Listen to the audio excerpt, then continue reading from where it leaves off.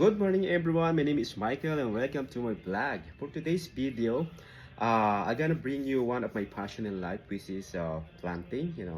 And for your all information, I was graduated in Laguna State Polytechnic College, formerly Polytechnic College, but now is known as Laguna State Polytechnic University. Yeah. And then I took Diploma in Agricultural Technology. Yeah. So kilala rin kami bilang scientific agriculturist, and nagkaroon lang ako ng 2 years na experience sa work na yan to that sector, and I used to work in University of the Philippines, Los Baños, and as a laboratory technician yan. Dati laboratory technician 1, and then I was promoted as a laboratory technician 2. So tumagal siya ng 2 years yung trabaho ko. Actually kontrata siya. So 1-year contract, and then I was extended for almost 6 months. And then after that, so tapos na yung project. So and then nag-move na ako sa pagpa-fast food, merchandising. So kung ano-ano nang pinasok kong trabaho. Kahit nalungkot yung boss ko, bakit pa daw ako lilipat sa mga ganung trabaho, which is meron na akong advantage na ako sa iba dahil meron na akong yung course ko is related yung magiging trabaho ko, and then she's willing to help me to find another to move me into other department. And then nahiya na lang ako kasi nga hindi naman ako UP graduate, so nahiya talaga ako. So hinayaan ko, I give way to other people na yung graduate sa UP, na yung position na yun ay deserve para doon sa mga tao na graduate talaga sa UP Las Baños or kahit sa basta UP. So basta nahiya ako that time. So ayan, so nakwento ko dahil ngayon, my friend asked me a favor about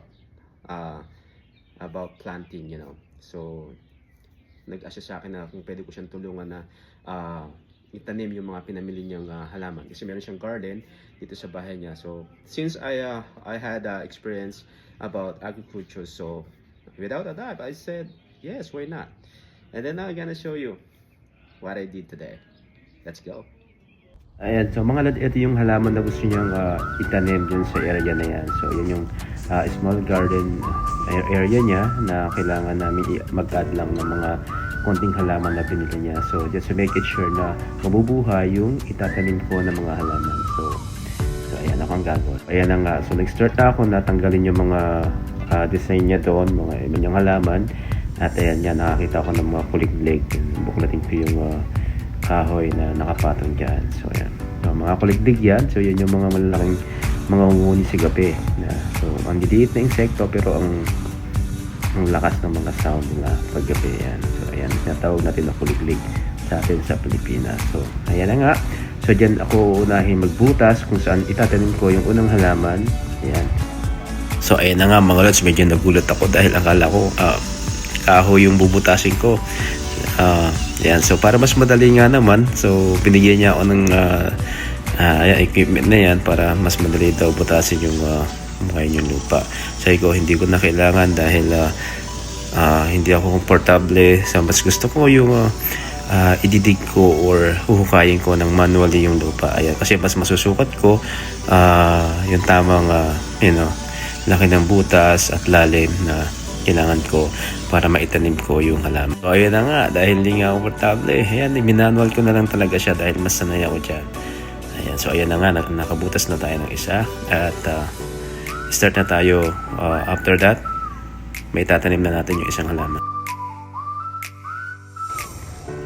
And mga lods, maglalagay tayo ng potting mix dun sa hinukay natin na area na tataniman natin ng halaman. So para madaling ma-absorb ng ugat yung lupa kapag nalagyan na natin. Potting mix ang tawag dyan. So, ang halaman nga palang itatanim natin ay yellow bell. That's right. So, ayan. Bilhin natin yan for $30.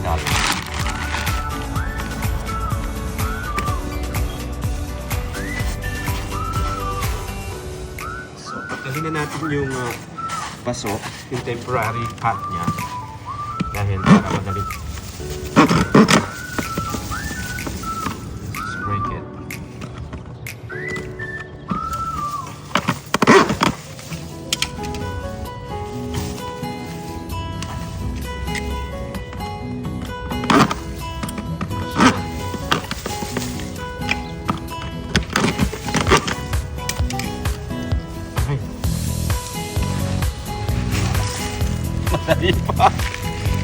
Yan.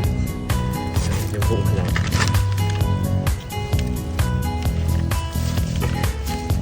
Tapos, yung side niya, lalagyan natin ng potting mix soil. So, on the side. So, para hindi. Kasi medyo matigas yung lupa eh. So, at least, magkakaroon ng malambot na anuhan yung ugat. And then later on, we will put some water. Halaman na. Yan mga lods. So, we are now planting the yellow bell plants. Okay.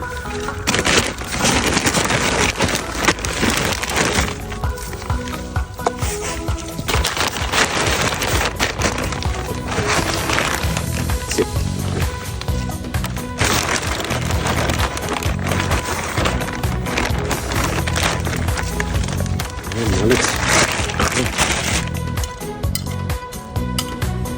Hello guys, for your information, I am graduated as an agriculturist in the Philippines, and that's why I know how to handle planting of different kind of plants, flowerings or whatever it is, vegetables, something like that.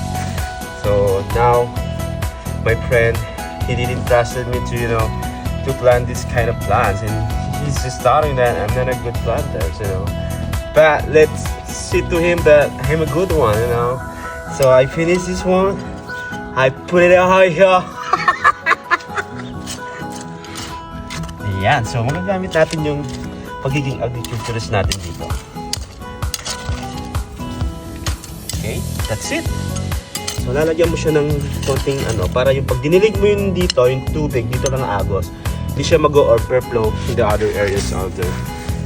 Ayan, dahil busy ng taga-video, at least na-picture na namin yung isa dahil dyan naman itinanim ko yung shrub, yung ornamental grass. Ayan, so sabi ko at least na-picturean. Ayan, itinanim na natin ang lahat ng halaman at ngayon na ibabalik na natin yung mga pang-design na dyan sa kanyang garden na yan, sa area ng mga halaman na yan. So, ayan yan, nakikita nyo. Yan, binabalik ko na yung kanyang mga buda-buda dyan, yung kahoy na inalis ko kanina para maitanim ko ng ayos yung mga halaman. Kaya ayan, let's take a look kung anong kalalabasan ng ating ginawa na paggagatin. Ayan, so maya-maya lang. And then after that muna,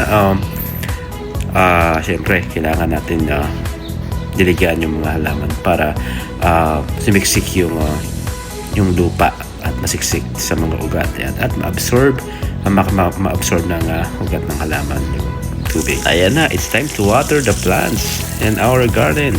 Yan ang kailangan ng ating mga halaman pagkatanim dahil kailangan nilang makarecover yung kanilang ugat from the stress.